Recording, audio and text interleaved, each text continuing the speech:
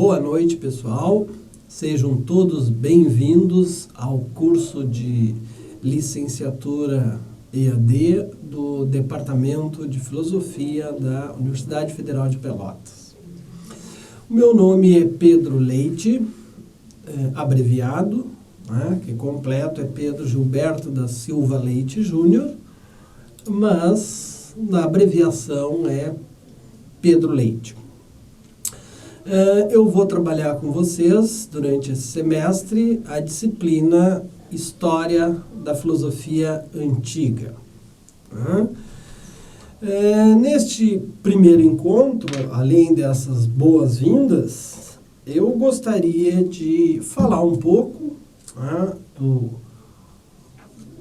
do programa, da disciplina, enfim, apresentar um pouco a disciplina e, como se diz, esquentar e esquentando a máquina para que a gente possa desenvolver um bom trabalho conjuntamente.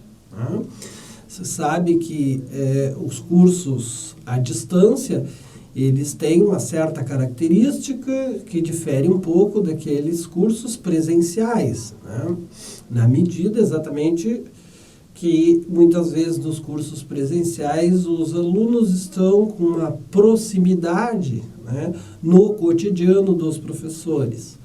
E nos cursos à distância, exatamente essa proximidade ela fica um pouco prejudicada, porque muitas vezes o contato é pelas videoaulas, pelas videoconferências, e posteriormente nas visitas em loco que os professores fazem.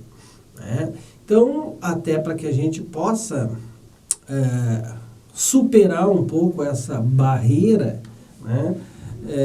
do cotidiano, de que os alunos presenciais têm esse acesso e vocês não, eu quero um pouco ir falando do semestre, do que eu pretendo, enfim, para que vocês possam ir exatamente já pegando o jeito, o meu jeito de ir trabalhar. Bom, vocês vão encontrar no ambiente do Canvas, na página inicial, quando vocês provavelmente estiverem assistindo esta videoaula, já vai estar disponível o plano do curso, com a ementa, os objetivos, mas principalmente o programa.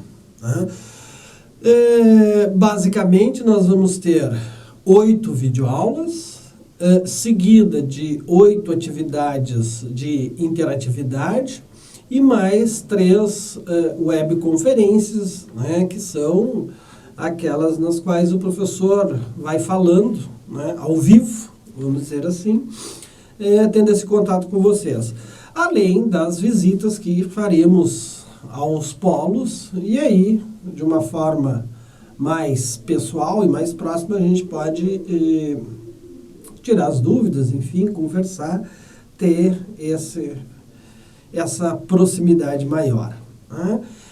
Numa disciplina de História da Filosofia Antiga ou qualquer outra história, certamente é impossível esgotar todos os conteúdos. Então, a ideia é que se pelo menos faça um percurso onde possa se salientar os pontos mais importantes daquele período. Ou seja, se vamos tratar da parte da antiguidade, então ver as ideias, os problemas que envolveram aquela época, e uma peculiaridade quando se trabalha a filosofia antiga é que ela está no nascedouro mesmo da filosofia, do que se entende o surgimento da filosofia. Então, e posteriormente nas outras histórias, medieval, moderna e contemporânea, também se faz esse percurso, onde não se esgota todo o conteúdo que cada um dos períodos registra, O programa, na verdade, que eu estou propondo, né, para o curso é exatamente poder fazer esse sobrevoo e, ao sobrevoar este período, vamos dizer, ir colhendo, né, os problemas, os conceitos que vão compor toda esta época conhecida como período antigo da filosofia. Tá? E para isso, ou seja, para o manejo desses conceitos, para o manejo desses problemas, eu vou usar os autores. Tá? Então, a ideia é, num primeiro passo, né, nós vermos o surgimento da filosofia, como é que surge, enfim, como é que se desenvolve, né, inicialmente esse projeto de filosofia, quais são os primeiros filósofos, né, ou assim chamados, né, que dão início a esse processo de reflexão.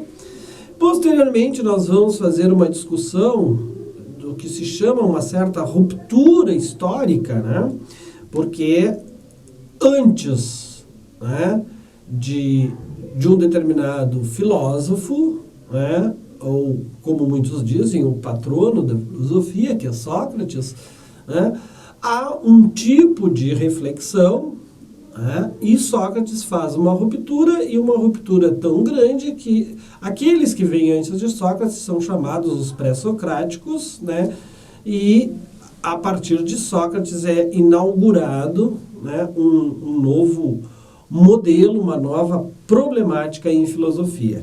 Então nós vamos ver Sócrates e a sua época, principalmente suas discussões com os sofistas. Posteriormente, um período de sistematização, vamos dizer assim, com os dois grandes filósofos da antiguidade, quiçá, né, muitos dizem, os dois grandes filósofos de toda a história da filosofia. Há quem diga, talvez de uma forma exagerada, né, que a filosofia começa com Platão e termina com Aristóteles, e que depois de lá são notas de pé de páginas. Talvez uma supervalorização desses dois autores, o que não deixa de ser verdade, que eles devem ser valorizados, mas não sei se esgota só neles, embora eles ainda contemporaneamente ainda possam fazer interlocuções interessantes em algumas áreas da filosofia. E, posteriormente, vamos chamar um certo declívio, uma certa fragmentação, né, com as chamadas filosofias helênicas. Então, do ponto de vista de programa de conteúdo, será esse o nosso percurso, né, de uma estrutura formal. Depois nós vamos encher, né, essa estrutura formal de conteúdos. Bueno, uma coisa que interessa muito aos estudantes e que seguidamente nos perguntam, né, como vai ser a avaliação? Bom, a avaliação, né, ou as avaliações serão duas, né, uma prova com o peso 4, né, e uma outra avaliação presencial ao final do curso com um peso 6. Né? Mas isso também, no decorrer do semestre, nós vamos ir conversando, vamos ir desdobrando um pouco, né, essas dúvidas que no caminho possam surgir. A bibliografia básica, vamos dizer, que eu vou utilizar, há uma indicação bibliográfica que vocês podem, né, tanto básica quanto complementar, que vocês podem acessar, mas eu basicamente vou utilizar o livro do professor João Robos, né, que está publicado aqui pelo Nepfil, né, de 2014, um livro extremamente atual, que é a Introdução à História da Filosofia Antiga. Né? Inclusive, no próprio ambiente do Canvas, eu já postei, né, para vocês essa bibliografia, então vocês vão ter acesso e certamente vai ser a partir dela, embora não se reduzindo a ela, né, vai ser a partir dela que eu vou construir o semestre. Então, as avaliações e mesmo as atividades interativas, elas vão girar muito em torno dessa indicação bibliográfica, embora se possa, posteriormente, ir utilizando outro aparato também, como é que eu vou dizer, de estudos e que isso possa ser usado nas tarefas e atividades que vão ser solicitadas para vocês.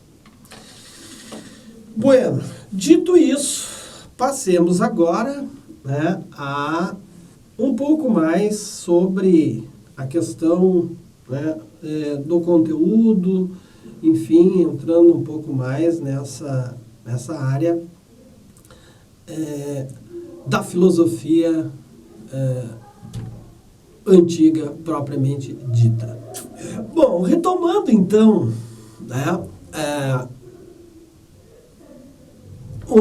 a nossa reflexão, uma das primeiras coisas que é interessante é se pensar, e vocês vão me ver durante o semestre todo brincando de troca de óculos, então eu já até aviso para vocês, porque eu não consegui me adaptar com aqueles óculos bifocais, assim, ou multifocais, ou trivocais, ou todos aqueles,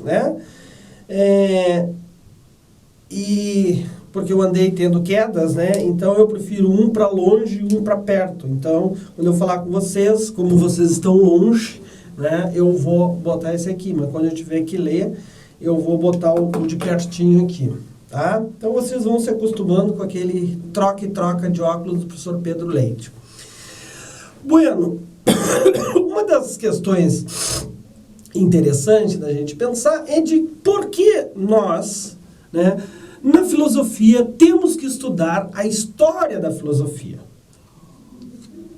Ora, porque talvez em outras áreas a história não seja algo, a história daquela disciplina não seja algo tão importante, muitas vezes essencial, se poderia dizer, quanto na história da filosofia. Por quê? Porque nós estamos dentro de um contexto, e de um contexto que, embora tenha muitas modificações, muitos aparatos, digamos, quer metodológico, quer conceitual, de modificação dentro da história da filosofia, nós sempre, ou no mais das vezes, como diria Aristóteles, nos remetemos ao passado. Ou seja, exemplificando, talvez na física, um estudante de física atualmente, ele não precisa necessariamente conhecer a história da física, porque ele pode operar com a estrutura conceitual atual da física, e com os problemas, e com os instrumentos que atualmente se tem na física. Claro que se ele quiser, a título de conhecimento, saber a história da física, nada o impede, mas isso não é essencial para que ele desenvolva a sua atividade como físico. Da mesma forma, na biologia, por exemplo, isso dá para se colocar em discussão em filosofia. Alguns filósofos, alguns pensadores, de certa forma, duvidam que seja essencial se conhecer a história da filosofia para se fazer atividade filosófica. Outros, me parece que a grande maioria, acham que é necessário, não sei se indispensável, mas, digamos, em termos de subsídios de uma história conceitual, de construção conceitual, alguns defendem a ideia que sim, que é preciso se ter o conhecimento da história da filosofia, ou seja, olhar para trás. E nesse sentido, a história da filosofia, ela, né, ou as histórias da filosofia, né, que os cursos de filosofia propõem, se tornam essencial na formação do aluno.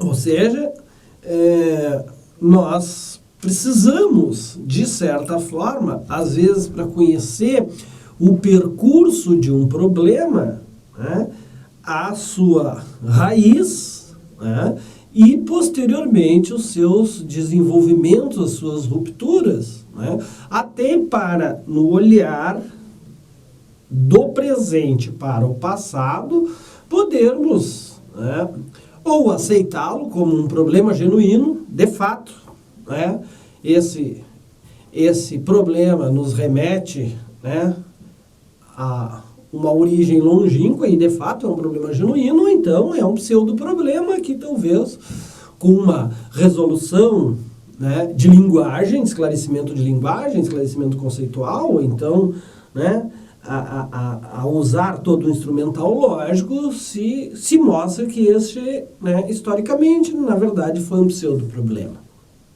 Mas e parece ser importante nós conhecermos, né, o percurso desse problema e o percurso um pouco dessa história da filosofia, né, no seu desenvolvimento e nos seus grandes períodos, para muitas vezes entendermos até as relações que estabelecemos hoje. Certamente hoje nós temos áreas da filosofia que, digamos, na história da filosofia, elas não aparecem. Por exemplo, uma filosofia da psicologia, uma filosofia da mente, né? Uma filosofia da biologia, né? Uma neuroética, tá? Ou, enfim, são áreas ou desdobramentos, mas que, né, se nós procurarmos dentro da história da filosofia, nós vamos achar elementos, né, que vão contribuir para a discussão, por exemplo, né, de algumas dessas áreas novas. Né? Mas isso, digamos, vocês vão ir assimilando e ir fazendo essas relações durante o curso. Mas eu quero dizer que nós, né, de certa forma, há uma certa necessidade, há uma premência de que nós conheçamos a história da filosofia. E começando com a história da filosofia antiga, né, cuja a peculiaridade é aquela de estar no início, né, no surgimento do que se entende por filosofia. Certamente vocês verão, né, a introdução à filosofia, quais são os critérios, né, de como é que surge a filosofia e talvez até algumas falas entrecruzadas, né, entre aquilo que eu estou falando e que provavelmente o professor Manuel, né, que está trabalhando essa disciplina de história, de introdução à filosofia, algumas coisas das nossas falas se entrecruzem. Né? À medida que estamos falando do surgimento de um campo de reflexão que se diferencia, né, de outros, pelo menos outros 3 campos de reflexão, que é a ciência, a arte e a religião. Claro que, embora, né, com uma interlocução, vamos dizer, ou com, né, as suas franjas, né, da filosofia, roçando as franjas da ciência, da religião, da arte, né, mas constituindo-se como um campo, né, de investigação próprio. Ora, podemos perguntar qual é a gênese da filosofia. O que caracteriza o surgimento da filosofia, né? O que remete a uma discussão muito interessante, né? Que, mesmo no campo, é tópico de muitas conversas, debates, dissensos e consensos, né? Que é o seguinte: por que se diz que a filosofia surge na Grécia, com os gregos, né? E tem, como eu costumo dizer, né, data não, certidão de nascimento. Nós podemos localizá-la dentro de uma temporalidade, de um lugar com determinadas características, né?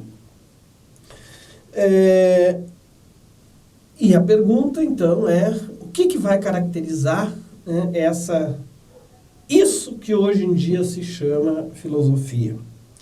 Ou ainda, uma outra questão, né? Não havia filosofia antes dos gregos? Ou seja, os orientais, né? Ou como se chama, e o professor João chama da tese oriental, ou tese orientalista, né? Ser, digamos, culturas mais antigas que a grega, do tipo a chinesa ou a hindu, né? E sucessivamente, não teriam também filosofia. E por que, né, que não teriam? Voltemos então, e aqui eu vou citar o texto indicado para vocês, que diz o seguinte: normalmente a filosofia é reconhecida como uma criação do gênio grego, né? Ou seja, ela teria nascido em Mileto, cidade localizada em uma colônia grega da Jônia, na Ásia Menor, atualmente Turquia, no século VI a.C., com Tales de Mileto. Então, aqui está o registro da certidão que eu comentei com vocês, né? Há uma tese de fundo orientalista, vamos chamar assim, que diz que a filosofia não surge com os gregos. Isso significa que a filosofia, ou o processo de filosofar, né, já é anterior aos gregos, né, que em culturas mais antigas, né, já havia, né, uma certa filosofia, uma filosofia budista, uma filosofia chinesa e assim sucessivamente, né? E há então aqueles que, digamos, defendem, né, grosso modo, né, vamos dizer assim, o que na filosofia é algo extremamente difícil é o consenso, né? E vocês vão conviver muito com isso, mais com o dissenso do que com o consenso. Mas grande parte dos escritores, né, de certa forma, tem um certo consenso em afirmar que a filosofia surge, de fato, com os gregos, embora haja sempre controvérsias. Mas aqui no texto do professor João, né, ele diz o seguinte: os gregos transformaram de maneira radical tais influências, ou seja, não nega que se haja influência de outras culturas, né? Mas eles transformaram de maneira radical essas influências, retirando seu caráter, talvez ingênuo e meramente prático, e construir uma nova forma de pensar, fundamentada essencialmente em um tipo de pensamento destituído do caráter mítico ou religioso, isto é, em uma investigação baseada apenas e tão somente na razão. Os gregos preocuparam-se em justificar, fundamentar racionalmente suas argumentações. Muitas das coisas que defenderam provaram-se falsas e mesmo inconsistentes, mas o método subjacente era claro, a tentativa de compreensão da realidade baseada apenas e tão somente na razão, o que os diferenciava dos orientais, a quem certamente não faltava racionalidade, mas uma racionalidade perpassada pelo aspecto mítico-religioso. Quando vocês forem ler e ouvir as aulas do professor Manuel, vocês vão ouvir uma característica muito conhecida de quem basicamente começa a estudar filosofia, que é a filosofia surge com a passagem da explicação mítica religiosa para a explicação racional. De fato, e mesmo depois dessa passagem, de uma explicação mítica do mundo para uma explicação racional, os gregos não abandonam o mito, mas o mito está num outro patamar, que já não é, digamos, sustentado por uma perspectiva mítica religiosa. Ou seja, o mito já é perpassado por uma racionalidade. Você pode ver isso quando estuda no livro da República, você encontra o mito da caverna, onde Platão está falando de um mito, mas subjacente àquele mito há toda uma perspectiva de racionalidade naquele mito. Então, não há o abandono propriamente do mito, há uma transformação na explicação, porque estão se dirigindo ao mesmo objeto, enquanto eu estou me dirigindo ao mesmo objeto, que é o mundo, aquilo que está sendo dado no mundo para mim, eu explico ou de uma maneira religiosa, mitológica,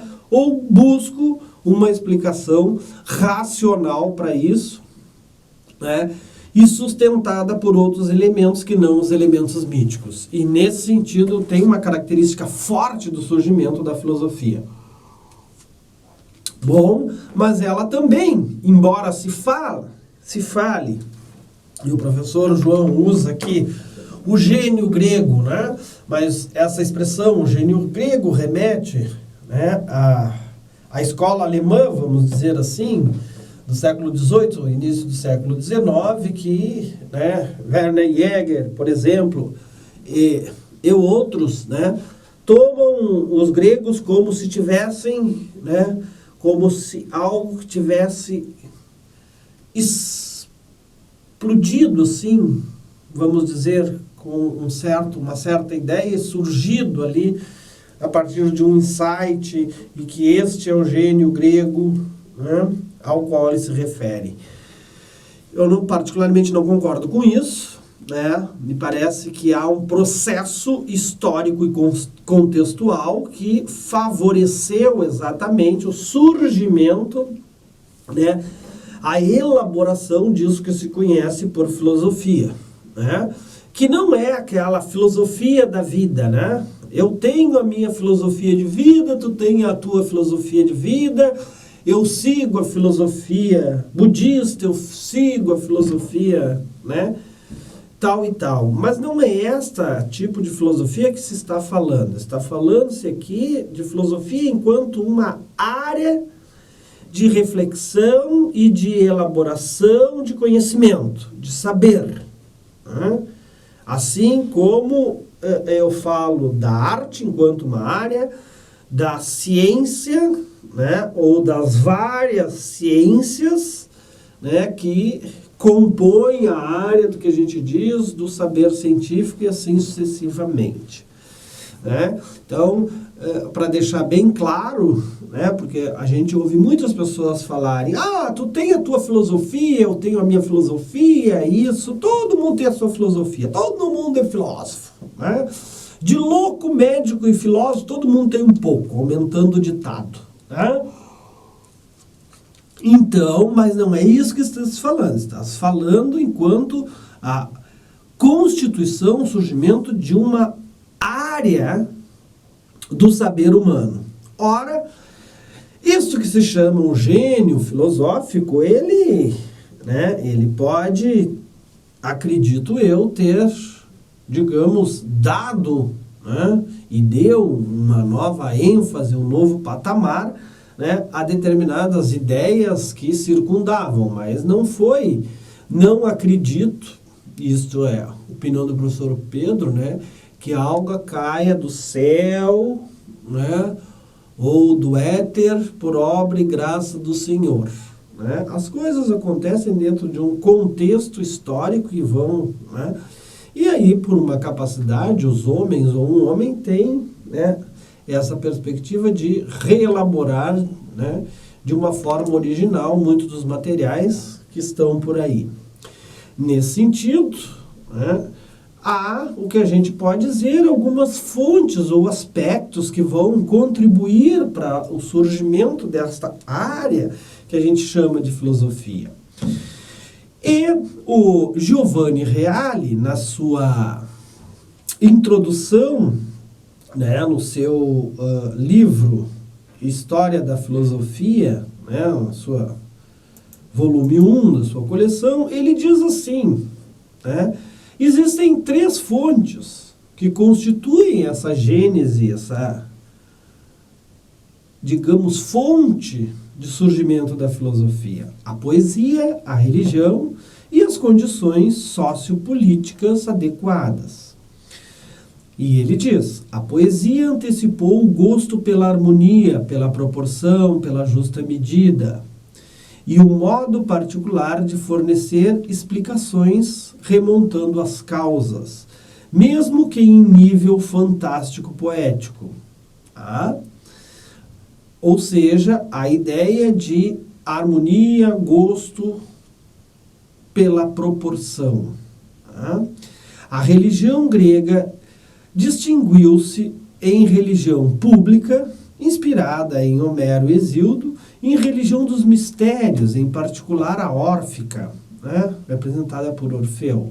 A religião pública considera os deuses como formas naturais, ampliadas na dimensão do divino, ou com aspectos característicos do homem, só que sublimados.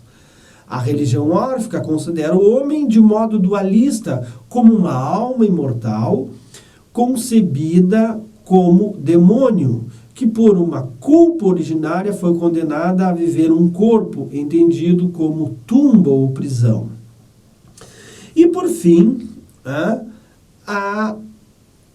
o aspecto político, sociopolítico, que as condições socioeconômicas favoreceram o surgimento da filosofia na Grécia com suas características peculiares.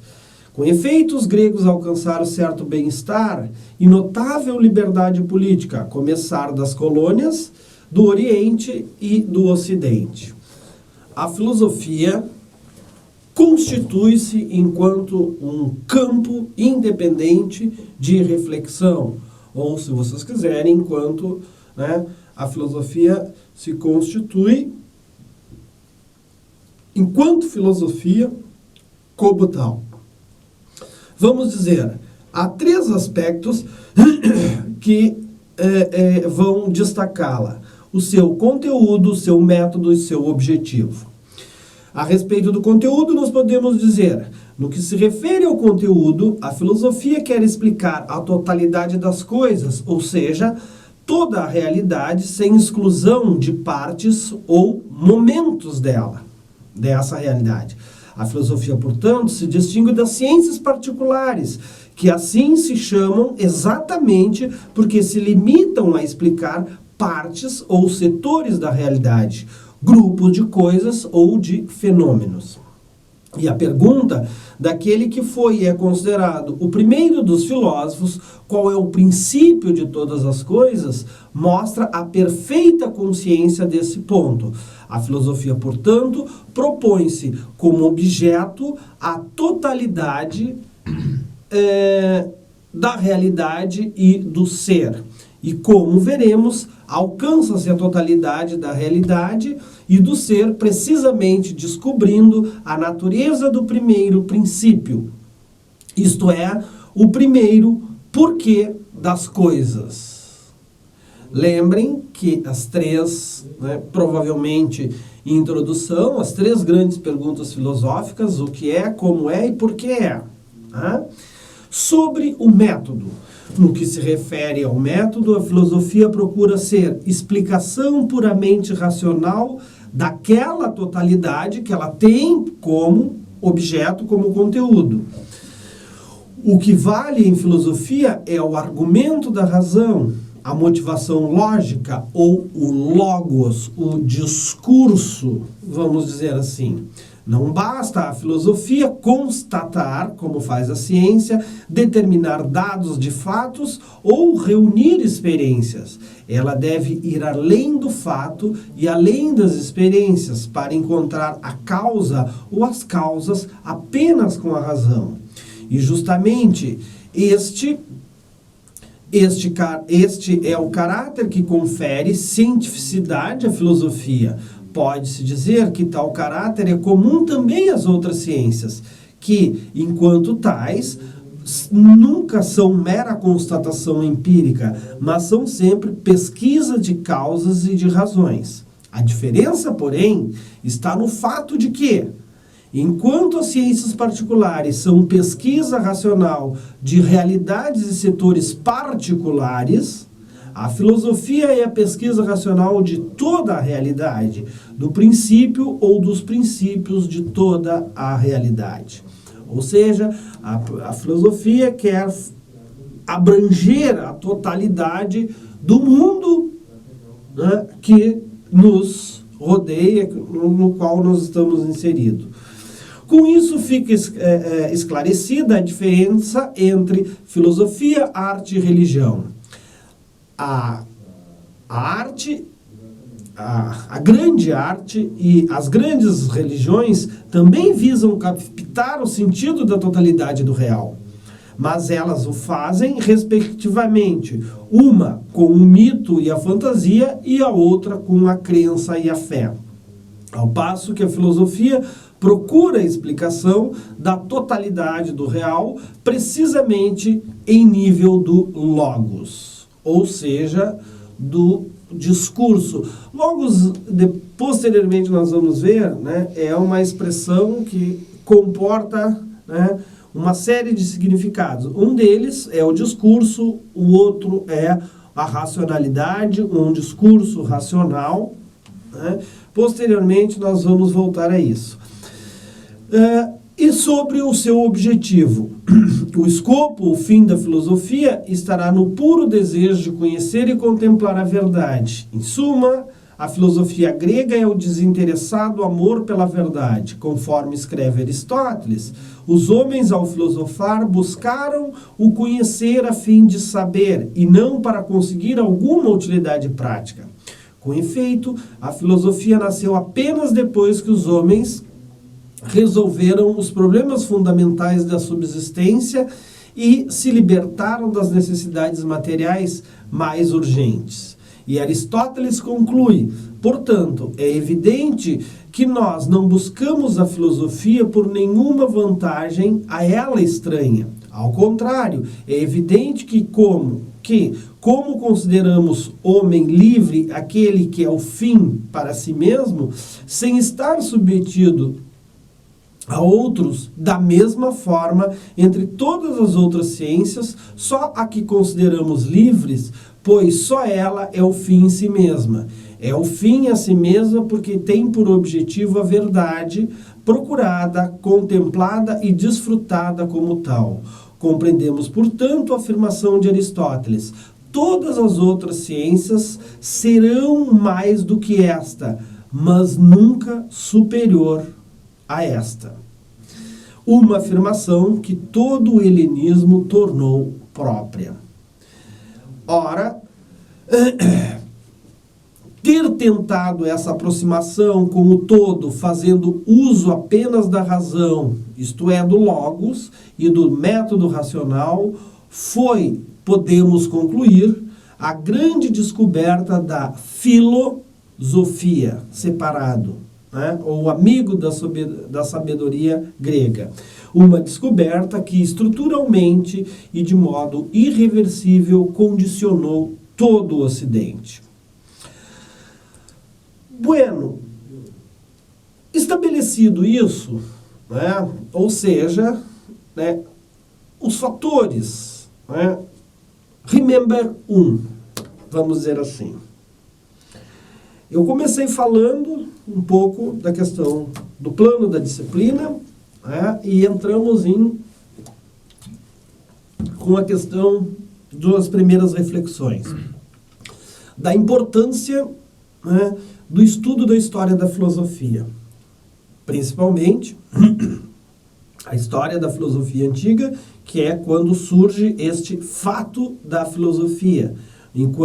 Não enquanto uma filosofia de vida ou de alguma coisa, mas enquanto uma área de reflexão, né, formuladora de um saber específico, né, que se diferencia da ciência, da arte e da religião.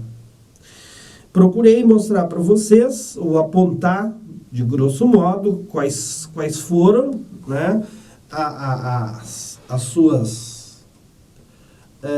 características que a diferenciam de uma tese orientalista, vamos dizer assim, né, que poderia remeter à ideia de que existia uma filosofia anterior à instauração da própria filosofia entre os gregos. O passo seguinte foi, então, mostrar qual foi o contexto, ou pelo menos indicar, né, e nas leituras vocês podem aprofundar isso mais, qual foi o contexto a partir do qual emerge este campo, né, que nós chamamos filosofia, ou o surgimento dessa filosofia. E depois procurei mostrar 3 aspectos que a gente pode dizer definidores dela, quanto ao seu objeto, no sentido de tenta captar a totalidade. Número 2, no seu método, o método que vai usar, né, o modo de explicação racional, né, baseado em razão, baseado num discurso lógico, né, lógico com uma determinada coerência, né,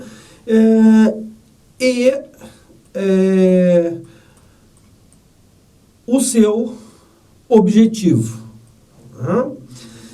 Bom, feito isso, ou seja, constituído esse primeiro bloco, né, nós podemos dizer que este período, que é conhecido como História da Filosofia Antiga, ele tem início com Tales, no século VI, entre o século VI e 5 a.C., e termina no século, né, entre século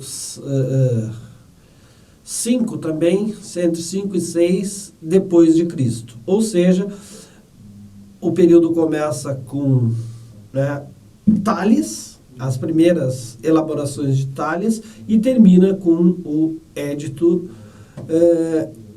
de Justiniano, proibindo o ensino da filosofia pagã nas escolas cristãs. Nós podemos, grosso modo e de modo arbitrário, como sempre se faz um tipo de classificação, dividir, né, este período em 5 grandes momentos. Sempre é bom repetir que toda classificação ela é arbitrária e muitas vezes, né, feita posteriormente ao que se quer classificar.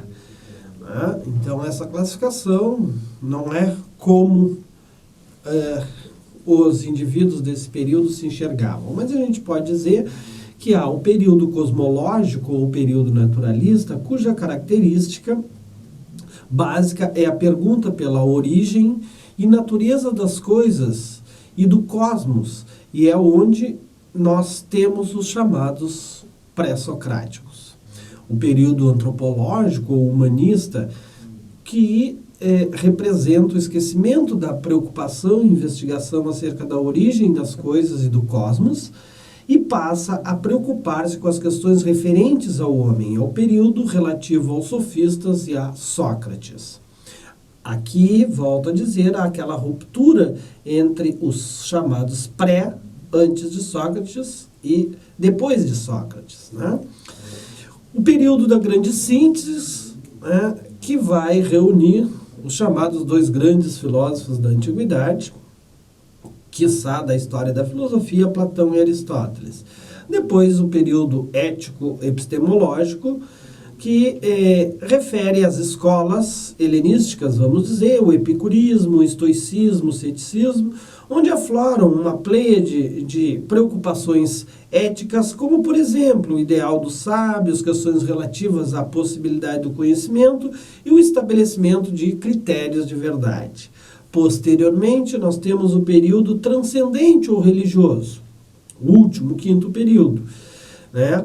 Que temos a retomada de Platão e Pitágoras, onde é deixada de lado a investigação sobre a realidade sensível, passando-se a tratar da suprassensível. É o momento no qual a razão perde sua vitalidade, deixando de ser o critério único para explicar a própria realidade.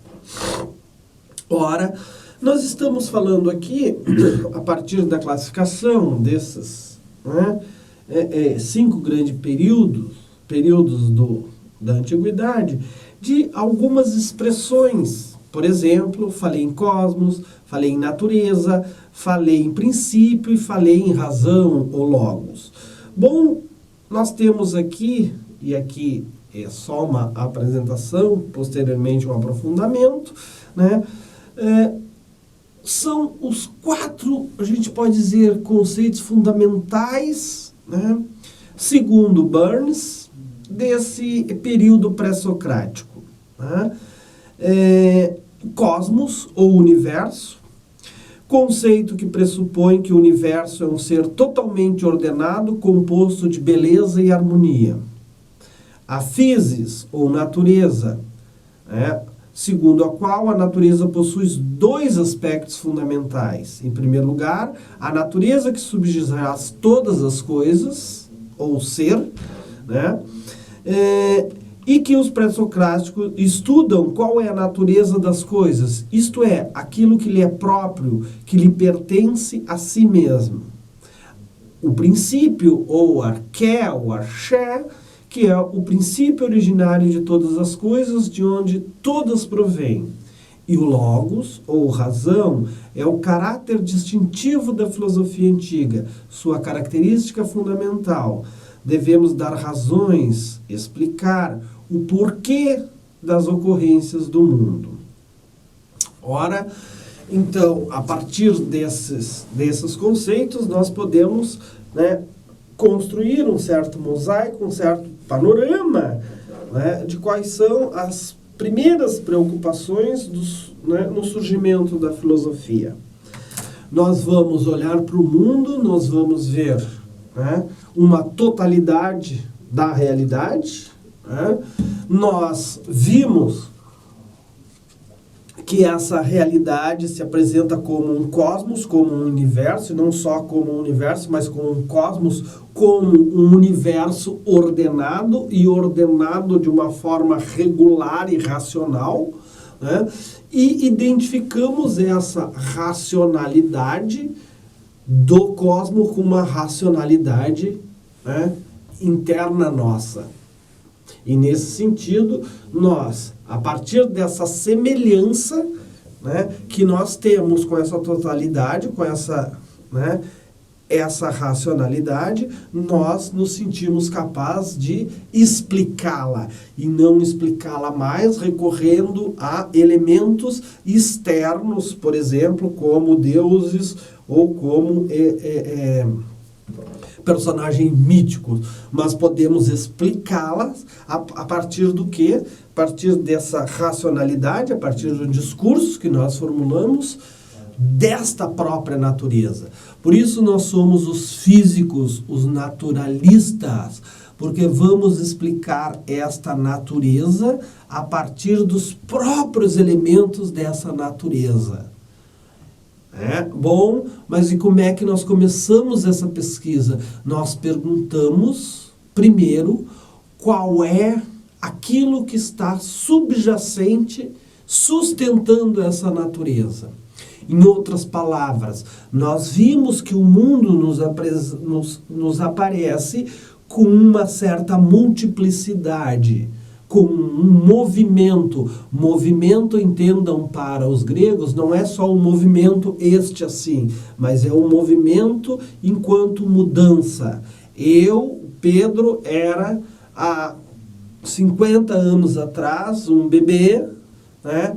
E agora eu estou com 54 anos, um adulto. Né? Então houve um movimento, houve uma mudança, né, daquele Pedro bebê para esse Pedro adulto. Isto é o movimento, isto é a mudança que eles observam. Bueno, se eu vejo mudança, eu vejo múltiplas coisas, mas será que não é, e esta é a pergunta, será que não é algo subjacente a essa mudança que possa se manter? E aqui nós temos a formulação de um problema fundamental em filosofia, que é a relação entre o múltiplo e o uno. Ou seja, dentro de uma multiplicidade há uma unidade que garanta, né, esta harmonia do cosmos. Ora, se há, qual é este elemento? Qual é esse princípio, essa arqué, né? Qual é a causa disso? E essa é a pergunta fundamental que dispara todo o processo que vai constituir exatamente o campo que nós chamamos filosofia. É ali, é na raiz dessa percepção, né, de que eu tenho do mundo, de que eu tenho das minhas capacidades e que eu posso construir explicações que não vão recorrer a personagens, a deuses, mas que vão, né, a partir daquilo que eu vejo, daquilo que eu estou me deparando e elementos daquele mundo, né, eu vou tentar descobrir quais são as causas, quais são os princípios, né, quais são os elementos que constituem, que podem me dar a resposta. Aqui eu tenho a marca do surgimento do que se entende de filosofia. Posteriormente, né, ou seja, nos próximos encontros, nós vamos começar a falar dos sujeitos que começaram a dar respostas, né? Um era a água, o outro era o fogo, o outro era o quê, né? O que eles disseram, né? Mas nós temos que entender a motivação, o surgimento disso. Ou seja, a partir daqui, algo diferente ocorre. E este algo diferente a gente poderia dizer, dentro desse contexto e com todas as coisas que contribuíram, o gênio grego. Eu encerro o nosso encontro com um pequeno parágrafo do livro História da Filosofia, volume 1, do Nicola Abaniano, né? Onde ele diz: a filosofia grega é investigação, nasce de um ato fundamental de liberdade frente à tradição, aos costumes e a qualquer crença aceita como tal. Seu fundamento consiste em que o homem não possua a sabedoria, mas que deve buscá-la. Ele não é sofia, sabedoria, mas filosofia, amor à sabedoria. indagação direta para rastrear a verdade mais além dos costumes, das tradições e das aparências.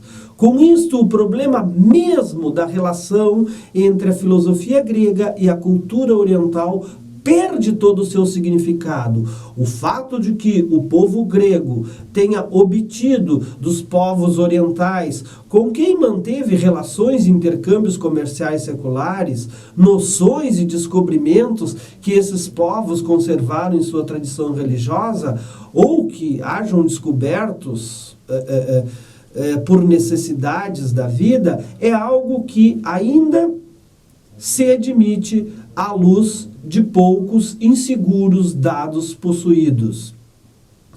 Mas isso não tira a originalidade do povo grego. Nesse sentido, eu encerro esse encontro de hoje e espero que vocês possam ter aproveitado e aguardem as próximas tarefas que vão ser postadas. Muito obrigado e até o próximo encontro.